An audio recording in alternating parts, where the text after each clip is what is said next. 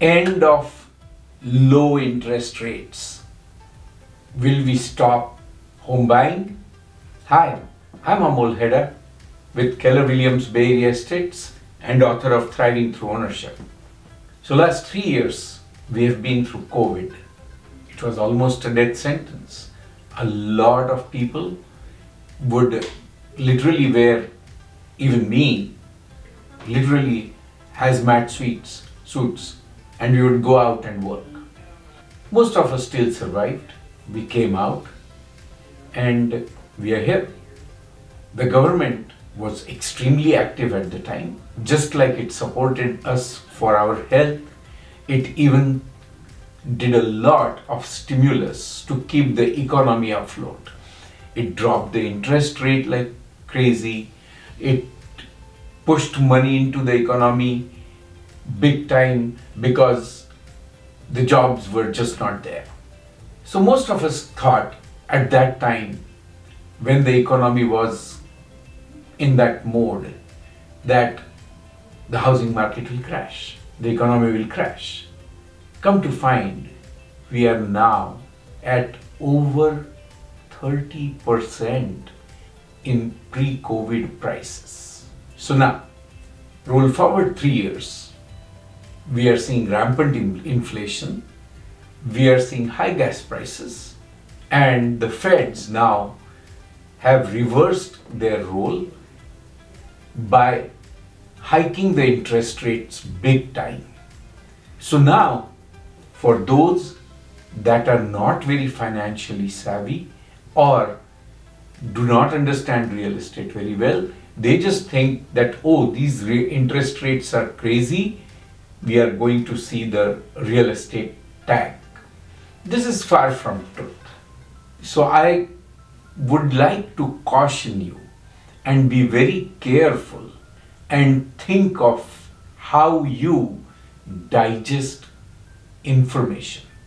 So just imagine that the interest rates were 8%. Like I bought my first condo for 8.25%, just a 5-year arm.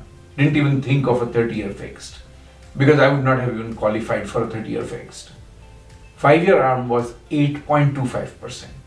If I were to see a 7% or a 6% interest rate, what do you think I would have done? I would have jumped, refinanced, and started saving my money, right? It's exactly that. But because we came from the 2% and now we are at 6%, we feel that the interest rates have gone nuts. So I'm cautioning you to think of the information coming at you and put it in the right perspective, right?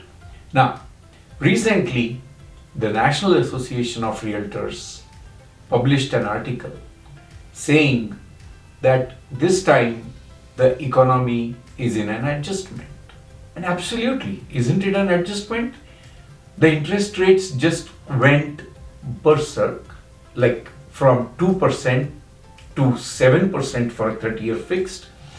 So obviously, when you put that in qualifying a home for a new home buyer, for a first time or even a second time upgrade home buyer, all these numbers just come together, and the qualification has become very strict after 2009.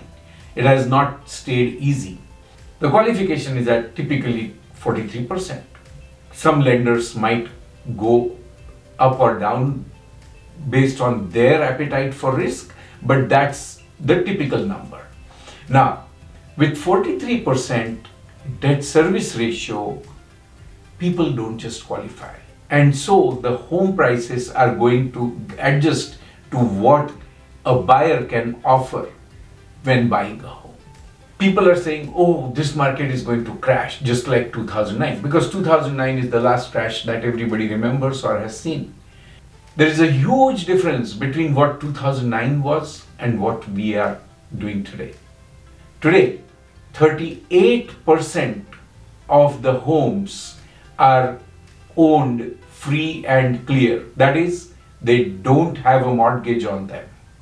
Another 58.2% homes have 30-year fixed mortgage. So that's almost like they know their monthly payment, it's not going to change until it gets paid off. So that's the second class. As of the end of 2021 or the beginning of 2022, until these interest rates started going up, there were only 4.8% homes they had an adjustable mortgage. So guess what is going on now?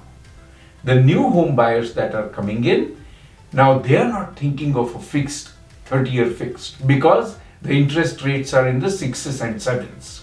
So the term that these statisticians use is now we are rearming the mortgages, meaning we had a lot of arm loans in 2009, high risk, anybody that could breathe got a loan, and then all those arms, the interest rate started dropping and the qualification became stricter by Fannie Mae, Freddie Mac, and these interest rates, these loans then became much better quality. That's the reason why you see 38% free and clear, I don't believe in them, and 58.2 30-year fixeds. So now after the 2022 jump in interest rates, we are now seeing about 10% of the mortgages, the new mortgages that are coming in are now ARMs. So they are calling it as rearming. So that's one adjustment. The other factor that you should see is that the home prices have already adjusted 20 to 25%, and we are going to see more adjustment. And we are going to see a tax deduction give a better tax break because the interest rate, because it jumped, the interest payment is now double, and so we'll get some more break because of that. So those are the three adjustments that you should look at. Another stat that the National Association of Realtors recently released is we had 8.4% increase in prices from last August to this August. Of course, it came down from the July peak, the summer peak that we had, about 15 to 20%, but from last year to this year, August, we are 8.4% higher.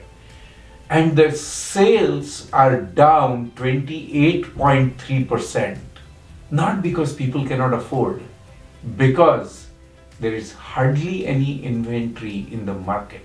From 2009, if you compare that to 2022, it's a huge difference in how much inventory we have. The reason for that inventory, in 2009, they had to just give away their properties because they could not afford the mortgage anymore. And now, most of them have either a fixed mortgage, which they very well qualify, or they have paid off their house. Only 5 or 10% is what is remaining. So I don't think I want to call this market as crashing. Adjusting, like Lawrence Yun from the National Association of Realtors said, is a more accurate term. I'm going to do my next video to discuss how we are going to adjust to this market for the first-time home buyers, for people that want to upgrade, for investors that have one property or multiple investment properties. And let's put a schematic, I'll put a schematic together and I'll discuss that in my next video. Do you think this video helps? If it does, please like and share with your friends. If you like this, please hit subscribe and the bell button. That way you will get notified each time I drop a new video. Do you think this is helpful? Please comment below. If you have questions, don't hesitate to comment below. Talk to you on the next one. Bye.